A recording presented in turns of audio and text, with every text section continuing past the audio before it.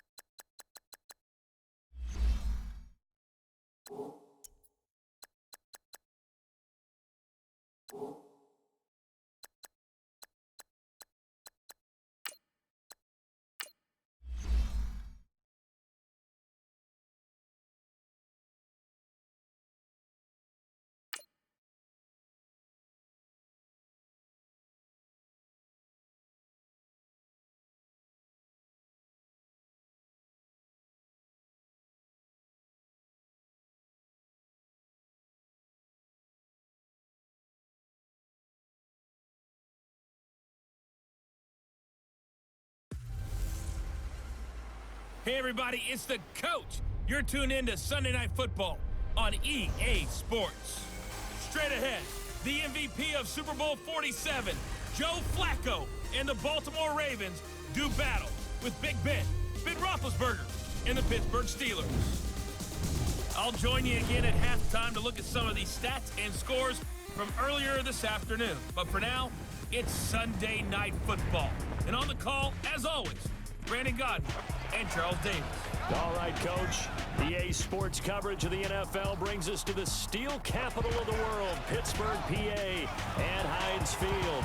They love the black and gold here in the Steel City, and a few moments ago, their Steelers emerged from the Heinz Field tunnel. They're set, we're set, as the Steelers are ready to do battle with Joe Flacco and the Baltimore Ravens. With Charles Davis, I'm Brandon Gaudin. Charles, we look at this Steeler ball club entering play. They've got to be pleased with the start to this season. Obviously, a perfect 3-0. 3 good quality wins, too.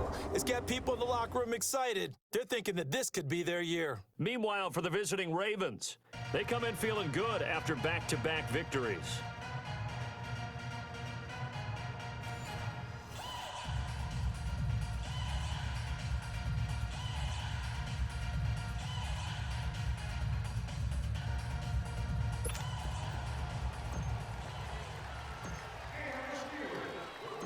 It's 3-0 versus 2-1, a good early season battle as we're underway in Week 4. And this will be a touchback as that sails over the end line. So here come the Ravens with their first look on offense. They'll be led out by their veteran quarterback, a former Blue Hen out of Delaware. It's Joe Flacco. And it felt like in watching the game tape, he got everyone involved last week. He was a manager. He really was. That's a great way to put it because they ran the ball some. They threw it accurately. 1 touchdown pass, so he didn't, break the bank doing that, but he didn't throw any interceptions. That's the bottom line. That's why a defense loves a quarterback like that. Doesn't put them in bad situations. It's a loss of 2 there, bringing up second down. The opening play of the drive goes backwards. Now they'll come up on 2nd and 12.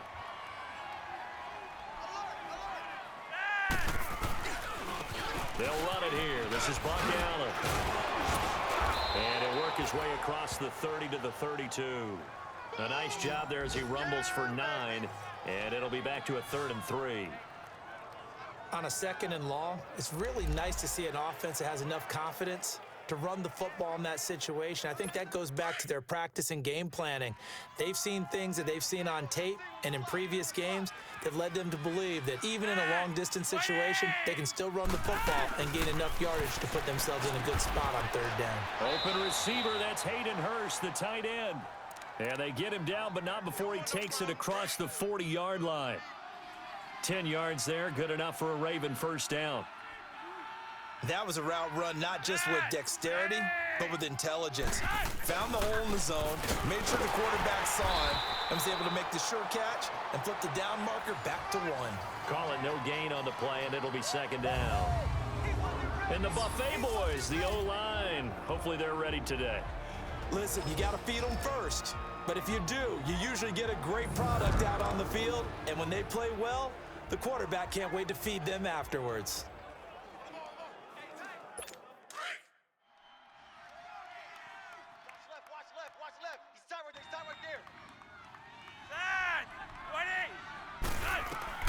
Flacco here on 2nd down. That's caught over the middle by Hurst. And he'll get it out to midfield. They'll spot it right at midfield at the 50. 8 yards on the completion, but now they face 3rd down. I do believe we'll see a little bit more of this as this game progresses because when you can have that type of a gain in the middle of the defense, it hurts them in so many ways because most teams like to be strong down the middle. And if you can sting them there, that'll open things up for you on the outside as well. But that's where their big tight end, is so good, that middle third, the seam routes, the end routes. Yeah, you're right. Probably see more of that. Yeah, it takes a lot of courage and fortitude to go in the middle as well, and he's got it. I don't believe that this opening drive is surprising to either one of us after the time we spent with the coaching staff and players prior to the game. What about you? Absolutely. Not only that, but that big article in the paper this morning about their philosophy on starting games like you're shot out of a cannon, and that's what they've done. Very methodical here on this first drive. Yeah, so many teams talk about that fast start. We're actually seeing it happen right here in front of us. But now the kicker. Can they cap it off by putting the ball in the end zone?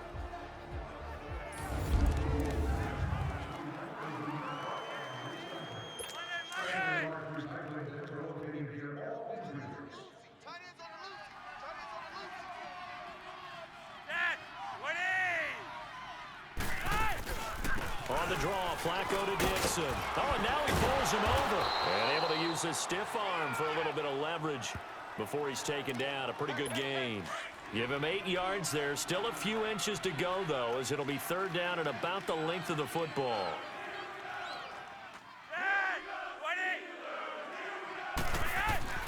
Flacco to throw here on third down.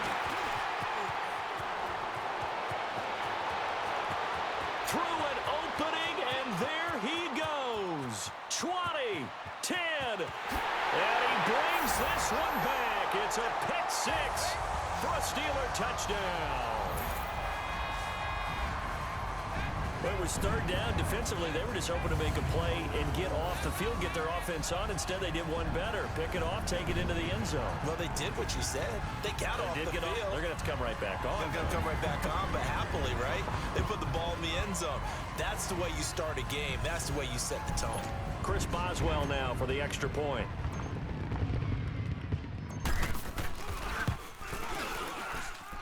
Extra point put through by Boswell, and it's now a 7-0 game.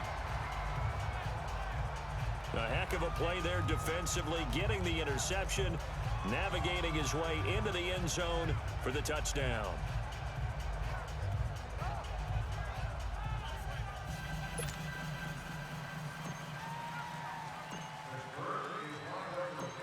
So they throw the pick six. They'll get another shot at it now as this one's in the air. And this will not be returnable. It's out of the back of the end zone for a touchback. The Steelers defense getting ready here. And we're going to get a peek at some of the hits that have helped them get this first half lead. And you know how the best hits happen? By being really good on that side of the ball in terms of fundamentals, being in the right spot, diagnosing plays well, and being there at the point of attack. They are really making it happen. Now Flacco and the Raven offense come up 1st and 10 at their 25-yard line. Flacco right back to work after the pick six. He gets this one to Michael Crabtree. Ball up to the 35 now as they come up on 1st and 10.